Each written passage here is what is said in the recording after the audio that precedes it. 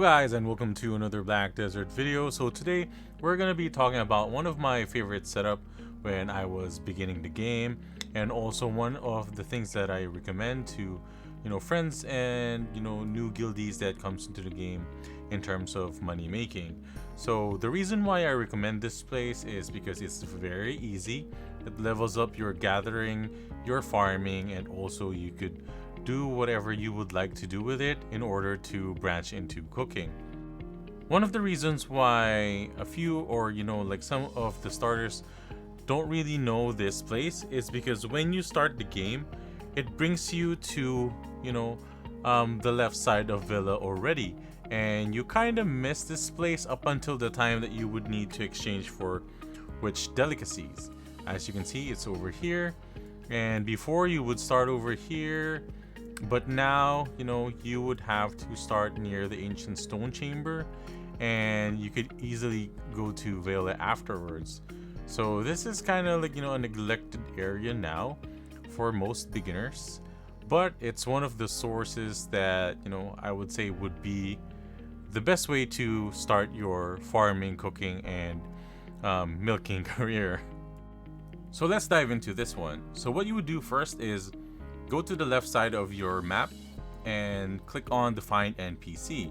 You would type in here fence, and you would see the NPCs that rent out these fences for farming. So as a beginner, I would expect you to be at Belenos territory or at Serendia, or if you are on the other regions, then you could go ahead and scroll on those ones. But for the purpose of this guide, we would just go over the 3 types of fences that you could rent. The Old Moon fence you could not rent because it has a condition of Master 1. For the other ones, as you can see over here, it doesn't have any. So you could rent directly the Strong fence if you wish to do so, but for the purpose of this guide, we will just be going over the types of fences that you could mix and match. So the first step is going near the NPCs and go to interact, chat, and then click on the rent fence or R and confirm. This will put the item into your inventory. And for the plain fence, which can house 7 crops, you could go to Pala Toscani and confirm. And for the large fences, you could go to Heidel and talk to Favliano and rent the strong fence. As a note here, you could also return to him the small and plain fences. So that's one good thing to know, because some players would go back to their original ones where they rented it, and this really saves time. So let's go ahead and rent the strong fence. So now we have all of the fences. So I just wanted to show you like the different types before we start, and also to make new players and beginners aware that there are these silver embroidered clothes that you could buy off of the market that are super cheap. So for example, this one is 22 million and this one is 21 million, and it gives you 15% farming XP and gathering XP.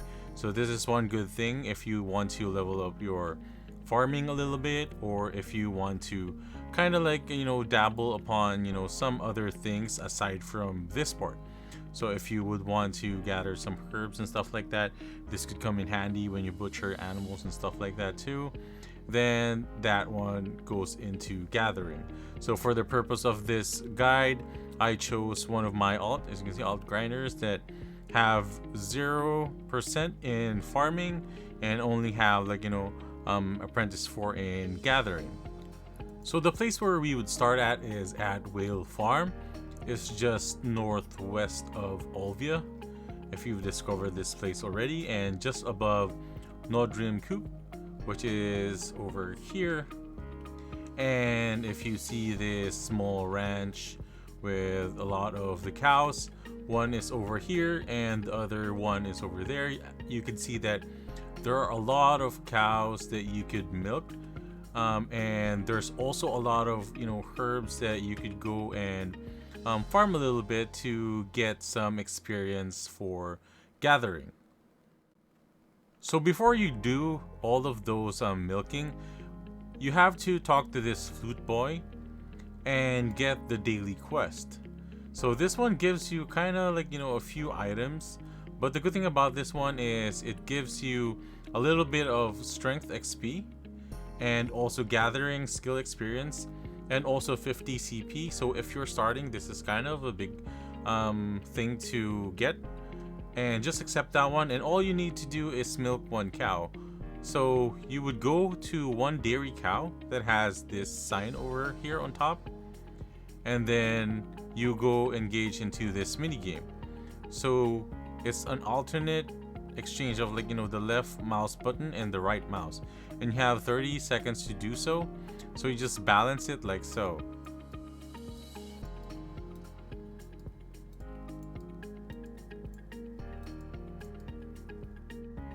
So as you can see, for 10 energy I was able to get 31 milk, and sometimes you would be able to get more.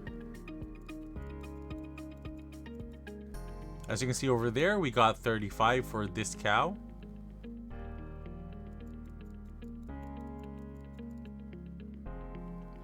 And we got a low one on this one, which is just 25. So you don't need any special gear or accessories for this one in order to start. And all you have to do is, approach a dairy cow and start the mini game. So after you complete that one, you talk to the flute boy again. And you can see here that, you could choose whichever you want. I normally choose the milk as they're 10,100 each and always on pre-order. And just confirm, and you will get those items and XP. Another one too that you could take is by going up north from that farm to this little shy over here, and take the daily milking the potion, and it gives you 5 Prognil silver bar for 20,000 each, and also 5 milk, and gives you gathering skill XP, recover 5 energy, and 70 CP. So this is one good way to build up your CP, as well as, like save up a little bit of Prognil up until you get the Chenga tune. So all you need to do too is just milk one cow, and you would have it. And then just go back to the shy over here, and you would get all of those rewards. So you just choose one, and there we go.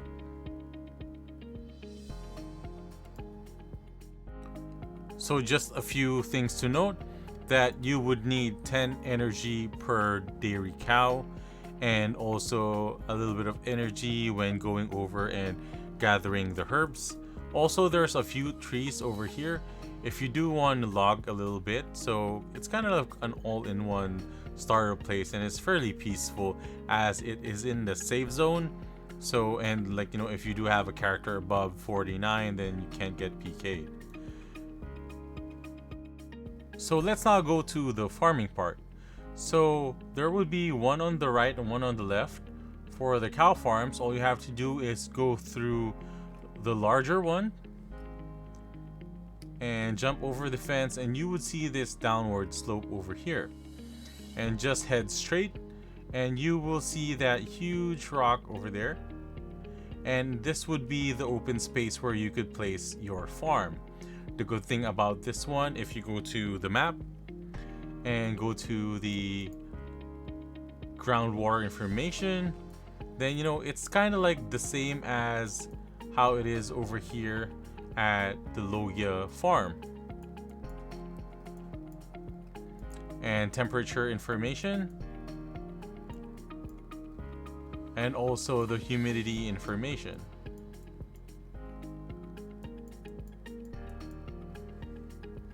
So in order to set up a farm, you just open up your inventory and click on any of these ones. So the shabby farm is the one that you get from the quest. You don't lose this one.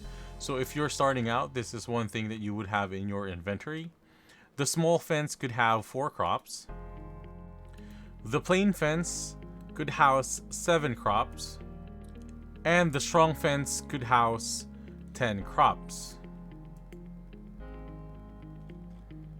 As you can see, in terms of sizes, they do vary.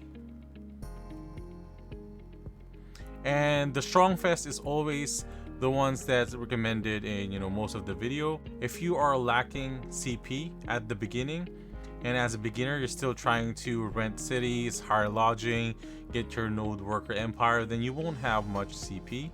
As you can see on top, it is used for purchasing houses, node investments, and renting items.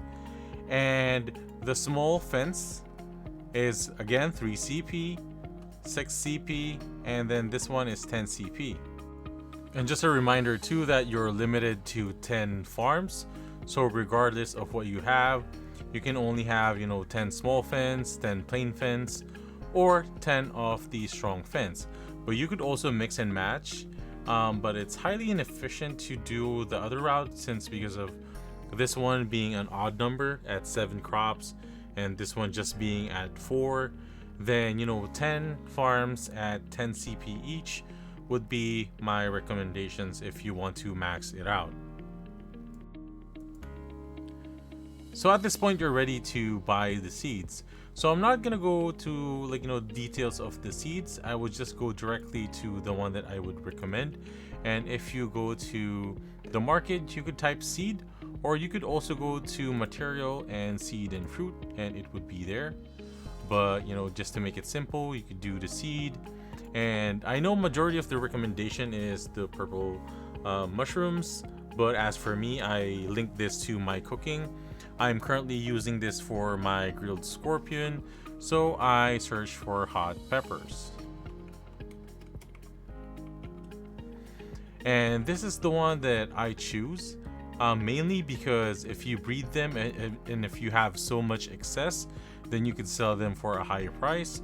The other one is if you do have some extra, a lot of extra seeds, then you could go ahead and retrieve them, especially for magical fruits.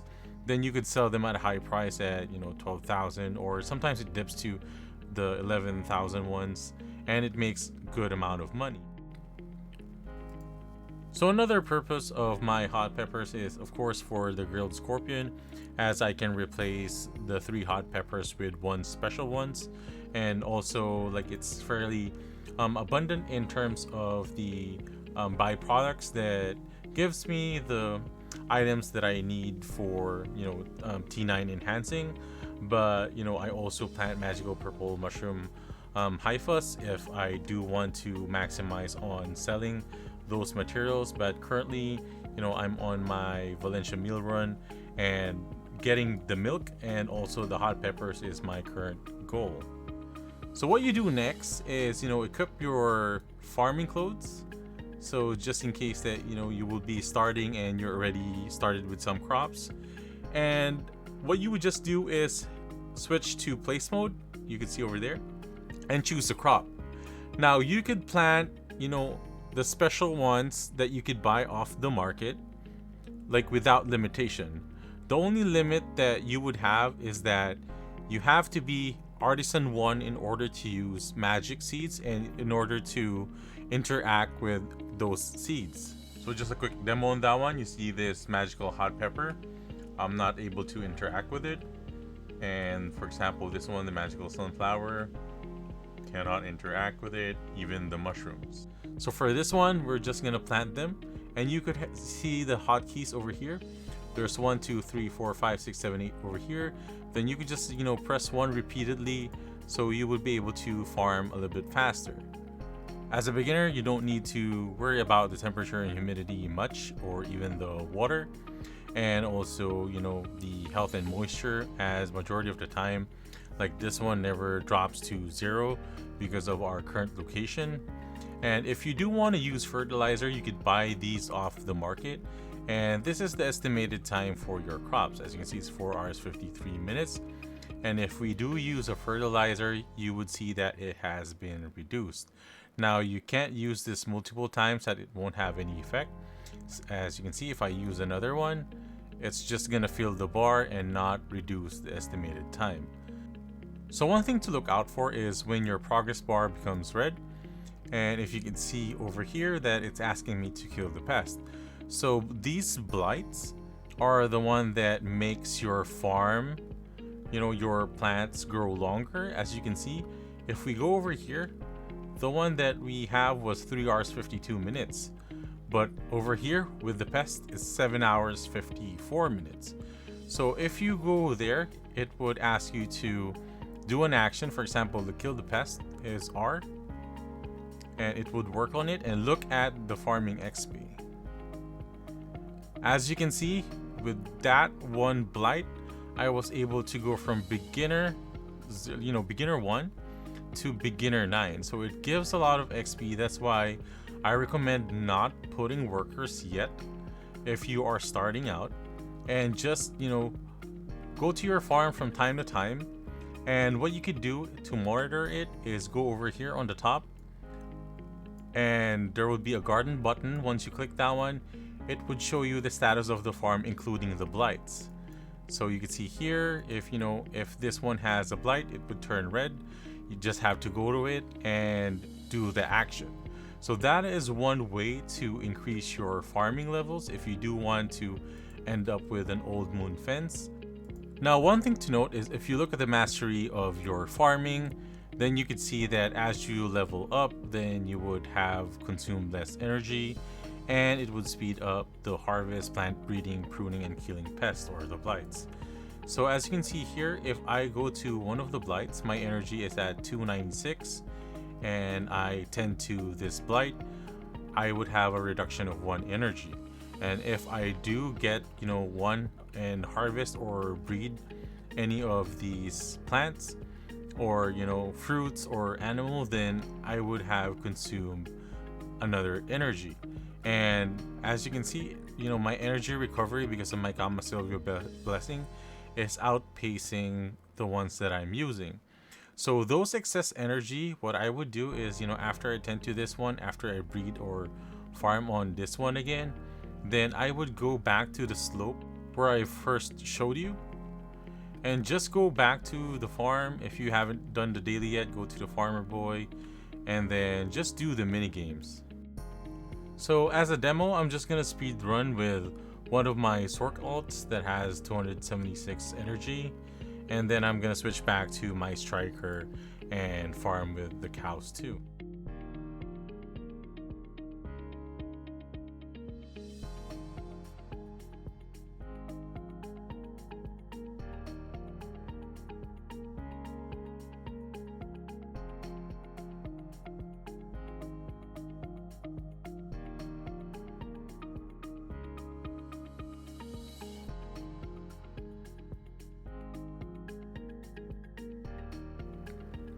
So after 4.5 rotations with my Sork, which only consume about 110 energy, and my striker that consume about 120 plus, then I was able to get 1008 milk, which when sold in the market is about 8.5 million for under 10 minutes. So if you do have excess energy, this is one thing that you could do in order to get more materials for your cooking. And also, this is one way to increase your life fame. If you are trying to increase your total fame for the increased market silver collection, then this is one good way to do so, as you could level your gathering for your alts and also your farming. And then if you do want to do additional ones, then you could do processing by drying the milk for cheese, and that one increases your processing. So farming is kind of like a semi AFK thing that you could do to complement your current routine. So once you see this one when you're out and about and it's blinking yellow, just click on that one and you will see the percentages of your farm, and you can click on the info to go to those specific farms. So as you can see here, if there's a red one on one of the blights, then you have to tend to that. But if you have a working person on it, then you don't have to worry about any of the blights. So as a beginning, as I mentioned before, as much as possible, tend to the blights yourself so you can get experience. So the last step that you would be doing repeatedly is going to your crops, and you would see harvest and plant breeding. Plant breeding lets you breed the plants and you have a chance to get more seeds. So as you can see here, I got 2 seeds, and then I got 1 byproduct that I could use for the fathers. So as you can see here, this one is 275. So if I do choose to sell it, then I could just put it in the market, or if you want to, you could harvest it and you will be able to get the crops. As you can see here, 50 hot pepper, save that one. And then you could use that seed to kind of like, replace the one that you have harvested. So I did that one, and then if I choose to breed this, then you can see I had 2, so it means that it replaced those ones that I have harvested, and I don't have to worry about buying another seed in order for me to plant them. So for this one, I just need to tend to the blight, and I could choose to breed them or harvest. And since in my inventory I still have 2 extra ones, then I could go ahead and harvest it.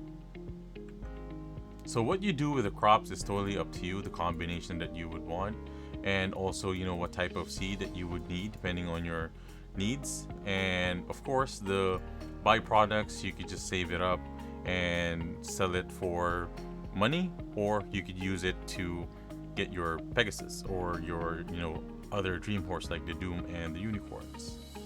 So we're at the end of the video. I hope that that kind of give you an idea. So like, this is not an absolute placement, and it really depends upon what you want to do in the game. And I just put this out so newer players would know where to get the milk, be able to increase their life skills, mastery, and also be able to kind of see there's a lot of things in BDO that you could mix and match in order to achieve your goal. And with this place, you will get the milk, you'll be able to farm at a good good weather, like the humidity, the water, and stuff like that. And you could research more on this one, but this is one good way to start and get those few silver rolling into your bank accounts. And with that said, I hope that this helped a few people, if not all, that watched this video, and I'll see you guys on the next video.